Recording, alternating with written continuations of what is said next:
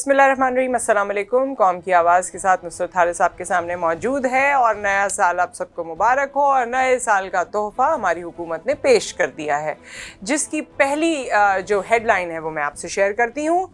Mini budget 300 अरब से ज़्यादा का ये बजट जो आया है, इसमें आम आदमी पर सिर्फ 2 अरब का टैक्स लगाया गया है। ये वज़ीर ख़जाना कह रहे हैं, सिर्फ 2 अरब का टैक्स। 1 अरब में 100 करोड़ और जाहिर है 2 अरब में 200 करोड़, 200 करोड़ रुपए सिर्फ। इसको आप डिवाइड कर लीजिए, देख लीजिए किस तरह से कैसे होगा। अच्छा, इसमें जो है चंद इम्पॉर्टेंट चीज़ें आपको ये बताते चलें कि जी जो अशियाए खुर्दनोश है, जिस पे पूरी दुनिया में काम होता है, कि जो बेसिक नेसेसिटीज़ हैं, अंडे, दूध, डबल रोटी, वेजिटेबल्स, दालें और गोश्त, तो खैर अब हम उसकी बात ही नहीं करते हैं क्योंकि यही चीज़ें इतनी महंगी होती जा रही हैं। तेल, घी, इन सब को इस तरह से लोगों के बजट में लाया जाता है ताकि उनकी ज़िंदगी बेहतर हो सके, और अगर वो बहुत लेविश ज़िंदगी नहीं गुजारेंगे तो भूखे पेट भी नहीं रहेंगे, एटलीस्ट वो इस टेंशन से निकल जाएंगे। लेकिन हमारे यहाँ ये चीज़ें बढ़ती जा रही हैं। हमारे यहाँ जी ये पूरी रिपोर्ट है, मैं तो इसको पढ़ती जा रही थी और परेशान हो रही थी और हैरान हो रही थी कि हमारे पास हो क्या रहा है। वज़ीर ख़जाना ये भी कहते हैं कि जी अगर मैं फ़ेल हो गया हूँ ना, तो इसका मतलब है कि बोरिस जॉनसन भी फेल हो गए हैं और भी बड़े लीडर फेल हो गए हैं, क्योंकि जो आलमी तेल है, वो जो तेल की कीमतें हैं वो आलमी मंडी में ज़्यादा हुई हैं। तो जब आलमी मंडी में तेल की कीमतें ज़्यादा होंगी तो ज़ाहिर है हमारे पास भी ज़्यादा होंगी। जब हमारे पास ज़्यादा होंगी तो हमारे यहाँ तेल बढ़ता है और यूँ किराया बढ़ जाता है, और यूँ करके हमारे पास अशिया खुर्दनोश की कीमतों में इजाफा हो जाता है। उसका रीज़न ये है कि पेट्रोलियम मसनूआत से आपकी तमाम व्हीकल्स चलती हैं, आपका तमाम काम होता है। जो ट्रांसपोर्टेशन है वो अपने आप में एक कॉस्ट है। उस ट्रांसपोर्टेशन कॉस्ट को जब आप कॉस्ट ऑफ द गुड में मिलाते हैं तो आपके पास टोटल कॉस्ट आती है। वो बर्डन आप शिफ्ट करते हैं कंज्यूमर के ऊपर। तो मैं और आप वो कंज्यूमर हैं जिसके ऊपर ये जो अगर तेल महंगा हो गया और उसके बाद अशिया खुर्दनोश महंगी हो गई तो वो भी हमें झेलना पड़ेगा।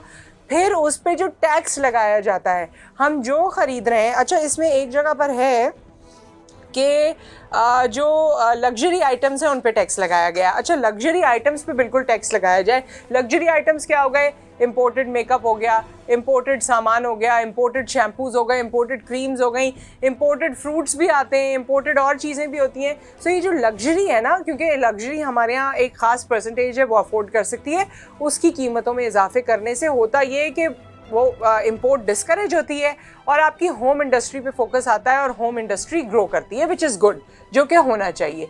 लेकिन आम आदमी हर बजट के बाद यही रोना गाना सुनेगा, यही देखेगा कि जी हम कुछ नहीं कर सकते, ये रियासत मदीना है, ये फलाही रियासत है, ये न जाने कौन कौन सी रियासत है।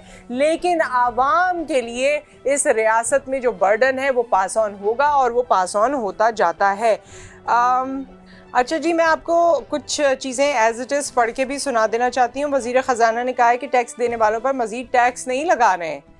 ज़िमनी मालियाती बिल से सिर्फ 2 अरब रुपए के टैक्स लगेंगे। 2 अरब रुपए के इजाफी टैक्स से कौन सा महंगाई का तूफ़ान आ जाएगा, वो ये कहते हैं। अच्छा, ये तो वक्त बताएगा कि जी महंगाई का तूफ़ान आएगा या नहीं। वैसे तो तूफ़ान आ चुका है, अब तूफ़ान की कौन सी कैटेगरी आएगी ये हमें डिसाइड करना है। शौकत तरीन ने कहा है कि 2 अरब रुपए के इजाफी टैक्स से सिर्फ 4 चीज़ें महंगी होंगी। लग्जरी गाड़ियाँ, उन पर टैक्स बढ़ेगा और बढ़ाए जा रहे हैं। IMF ने गाड़ियों पर टैक्स लगाने में कोई कदगन नहीं लगाई। अब मैं आपको ये बताऊं कि जो लग्जरी गाड़ियाँ हैं, जो गाड़ियाँ इंपोर्ट होके आती हैं बाहर से, एक तो आप बिल्कुल ही अपने पड़ोस में चले जाएं दुबई में, कौन सी गाड़ी आपको नज़र नहीं आती और कितनी एवरेज कीमतों पे वो गाड़ियाँ नज़र आती हैं। अच्छा, हमारे यहाँ ये लग्जरी गाड़ियाँ, जो आपको जीप चाहिए, आपको और दूसरी गाड़ियाँ हैं वो चाहिए, वो पाकिस्तान आएगी। अगर उसकी कीमत 100 रुपये है, ठीक है, तो उसकी ड्यूटी आपको कितनी देनी है? ये मैं इससे पहले की बात बता रही हूँ। ड्यूटी आपने देनी है 300 रुपये। अगर 100 रुपये की गाड़ी है, 300% उसकी ड्यूटी ऑलरेडी है।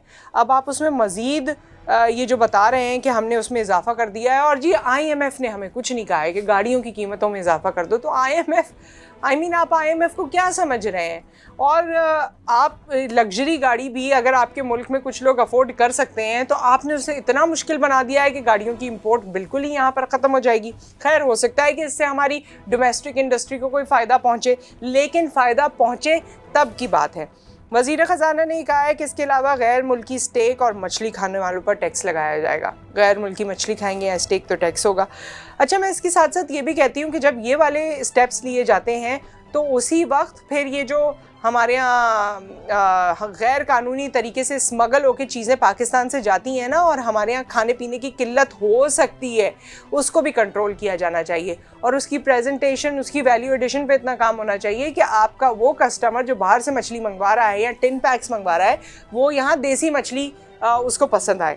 खैर, मोबाइल फ़ोन्स पर 17% जनरल सेल्स टैक्स GST की तजवीज़ है, और सोने चांदी समेत कीमती ज्वेलरी पर भी 17% सेल्स टैक्स बिल में शामिल है। अच्छा, सोने चांदी की ज्वेलरी लोग कब ख़रीदते हैं आपको पता है, गाड़ियाँ कब ख़रीदते हैं आपको पता है।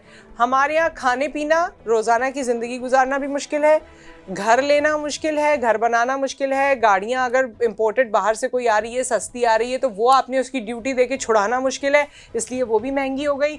अगर बच्ची कुची कोई रकम है और कोई औरत सोचती है चलो मैं सोना चांदी ख़रीद लेती हूँ, मेरे बच्चों का फ्यूचर थोड़ा सेफ हो जाएगा, वो भी मुश्किल है। मतलब हमारे यहाँ जब वो ख़रीदेगी तब तो 17% टैक्स दे देगी, लेकिन जब वो वापस देने जाएगी तो क्या 17% टैक्स के हिसाब से उसे पैसे मिलेंगे? क्या सोच कर लोगों की ज़िंदगियों को आप एक फ्रेम बना रहे हैं या उसकी डायग्राम तश्कील कर रहे हैं? फिर जी शौकत तरीन ने कहा है कि अद्वियात की कीमतों में इजाफा नहीं होगा, जो कि पिछले दिनों में आपको बता चुकी हूँ कि फवाद चौधरी साहब ने कहा था कि 3 से 7 रुपए हो गए तो कौन सी क़यामत आ गई। लेकिन ये कहते हैं कि जी उसकी कीमतों में इजाफा नहीं होगा। गालिबन इनका मकसद है कि सेल्स टैक्स उसमें मजीद नहीं लगाया जा रहा, GST मजीद नहीं लगाया जा रहा। अदरवाइज़ अगर आप बच्चे की बॉटल भी लेना, कोई भी, अगर आप पैनाडोल या वैसे भी कोई भी सिरप, एस्प्रिन लेते हैं, उसके नीचे सेल्स टैक्स के बाद ही उसकी कीमत लिखी हुई होती है। अच्छा, मशीनरी पर 112 अरब की टैक्स छूट ख़त्म की गई है। टैक्स छूट थी वो ख़त्म की गई है। इस मुल्क में टेक्नोलॉजी की बहुत अशद ज़रूरत है, क्योंकि टेक्नोलॉजी जब तक हमारे पास एट पार नहीं होगी दुनिया से, तब तक हमारी गुड्स इंटरनेशनल मार्केट में कम्पीट नहीं कर सकती। हम खुद ऐसी टेक्नोलॉजी बना रहे हैं जो अपने बिजनेसमैन को दे दें तो क्या ही बात है, लेकिन अगर हम नहीं बना रहे तो मशीनरी यहाँ अगर दरामद कर रहे हैं, मशीनरी आप इंपोर्ट कर रहे हैं, तो मशीनरी पर भी अगर आप इतना टैक्स लगा देंगे तो हमारा बिजनेसमैन कहाँ जाएगा, वो कहाँ जाके इंडस्ट्री लगाएगा। इसलिए बहुत से बिजनेसमैन जो पहले इंडस्ट्री लगाया करते थे और लोगों को रोज़गार मिलता था, आज वो कंस्ट्रक्शन के शोबे में आ गए हैं, या मलेशिया चले गए, या दुबई चले गए, या किसी और मुल्क में चले गए हैं, because cost of doing business in Pakistan is getting higher which nobody can afford. अगर आप 200 की चीज़ यहाँ बन रही है तो जाहिर है आप 201, 202 की तो इंटरनेशनल मार्केट में बेचेंगे, लेकिन अगर बांग्लादेश जो आपका कंपेटिटर पैदा हो गया है वो 100-150 में वो चीज़ दे देगा जिसकी क्वालिटी भी अच्छी होगी, एफिशिएंसी भी बेहतर होगी, तो आपसे इंटरनेशनल मार्केट में कोई मुल्क क्यों ख़रीदेगा। So this is high time that you think about those things as well. अच्छा, तो ये मैं आपको कुछ चीदा नुकात बताए हैं मैंने। कॉस्मेटिक के सामान पर ड्यूटी बढ़ाने की तजवीज़ भी तरमीमी फाइनेंस बिल का हिस्सा है। चलें जी, दैट्स फाइन। इसके अलावा डब्बों में पैक खाने पीने की अशिया और दरामद पर पाबंदी की तजवीज़ तरमीमी बिल का हिस्सा है। ये हो भी जाती हैं, कुछ अरसे तक लग भी जाती हैं, उसके बाद बैन्स ख़त्म भी हो जाते हैं। डिफरेंट तरीके से और डिफरेंट रास्तों से ये सामान दोबारा हमारी मार्केट्स में मिलना शुरू हो जाता है। ज़िमनी मालियाती बिल में इकॉनमी को डिजिटाइज़ करने के लिए इक़दाम तजवीज़ किए गए हैं। सरकारी ओहदे रखने वालों की टैक्स तफसील पब्लिक करने की तजवीज़ भी शामिल है। ये एक अच्छा स्टेप है। अगर इस तरह होगा, वैसे सरकारी इदारों में जब सैलरी दी जाती है तो उसमें से टैक्स डिडक्शन होती है, और वैसे भी दूसरे इदारों में भी, प्राइवेट में भी अक्सर में टैक्स की डिडक्शन एट सोर्स हो जाती है। तो सैलरीड क्लास तो हमारी टैक्स दे ही रही है। बात यह है कि इसके अलावा जो 5000 का टैक्स एक दफ़ा नवाज शरीफ साहब के हवाले से सामने आया था, और इस तरह के लोग जो कहते हैं हमारी तो प्रॉपर्टी नहीं है, हमारा तो ये नहीं, हमारा तो वही नहीं, हमारा तो सोर्स ऑफ इनकम ही नहीं है, बीवियों का सोर्स ऑफ इनकम नहीं है, और जब देखें तो उनके नाम पे जायदादें जो हैं वो करोड़ों रुपए की लगी हुई हैं। तो ये जो वेल्थ टैक्स है और दीगर टैक्स हैं, ये वो वाली कम्युनिटी जो एक्चुअली बहुत कुछ होल्ड करके बैठी है, अगर वो भी टैक्स के ज़मरे में आ जाती है तो चीज़ें बेहतर हो सकती हैं। But this is high time. Budget बिल्कुल आप बना लेते हैं, और बजट में बहुत दफ़ा बजट की पूरी ट्रांसमिशंस करती रही हूँ, बट टेल यू व्हाट, होता हमारे यहाँ ये है कि हम वो लोग जो शिकंजे में ऑलरेडी आए हुए हैं उन्हीं पर ही मज़ीद टैक्स लगा देते हैं, और वो जो शिकंजे से बाहर हैं, पहले तो सर्विसेज के शोबे पर भी टैक्स नहीं था। लॉयर्स हैं, डॉक्टर्स हैं, दीगर और लोग हैं जो सर्विस प्रोवाइडर्स हैं, उन पर टैक्स नहीं था। वो कहाँ जो उनकी इनकम हो रही है, फिर एक दफ़ा तरमीमी बिल आया था कि जी उन पर टैक्स लगाया जाना चाहिए, और उसके अलावा फिर आगे न जाने ये हुआ नहीं हुआ, जो कुछ भी है। तो जितने लोग आपके शिकंजे में हैं वो हैं, लेकिन उसके अलावा बड़ी मछलियों को आप नहीं पकड़ते और टैक्स की वसूली आपको नहीं होती। जब टैक्स की वो वसूली आपको नहीं होती तो फिर आप दोबारा गरीब आवाम के ऊपर बर्डन डाल देते हैं। एट द सेम टाइम आपके ऐवानों में जितना पैसा खर्च किया जा रहा है वो अपनी जगह खर्च हो रहा है। उस लूट खसूट में कोई भी डिक्रीज़ नहीं हुआ है, कोई उसमें कमी बेशी नहीं हुई है, वो लूट खसूट वैसे ही जारी है। लेकिन आम आदमी जो अपनी जान लेने पर अब मजबूर हो गया, उसे आप मज़ीद धकेल रहे हैं। 2 अरब के टैक्स बजट बनाया गया है। ज़ाहिर है फाइनेंशियली जब चीज़ें बनाई जाती हैं तो वो बहुत सारे फाइनेंशियल बेसिस को रख के बनाई जाती हैं। मैं ये नहीं कहती कि ये फाइंडिंग्स गलत हैं, हमें शायद इतने पैसों की ज़रूरत होगी, शायद अगर हम फाइनेंशियली देखें तो इन चीज़ों की ज़रूरत होगी, लेकिन अवाम कहाँ खड़े हैं, लोग कहाँ खड़े हैं, जिनकी जेबों से आप पैसा निकाल रहे हैं उनकी जेब में पैसा बचा है या नहीं, ये हम सबको देखने की ज़रूरत है। रियासत मदीना जिंदाबाद। नया साल आप सबको मुबारक हो।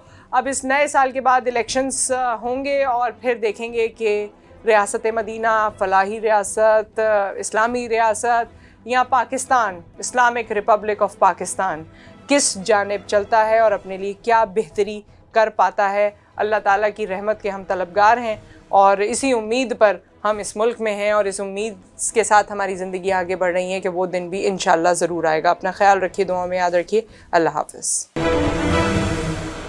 वॉइस ऑफ नेशन की वीडियोस देखने के लिए हमारा चैनल सब्सक्राइब कीजिए और बेल के आइकॉन पर क्लिक कीजिए ताकि आप हमारी तमाम आने वाली वीडियो से बाखबर रह सकें।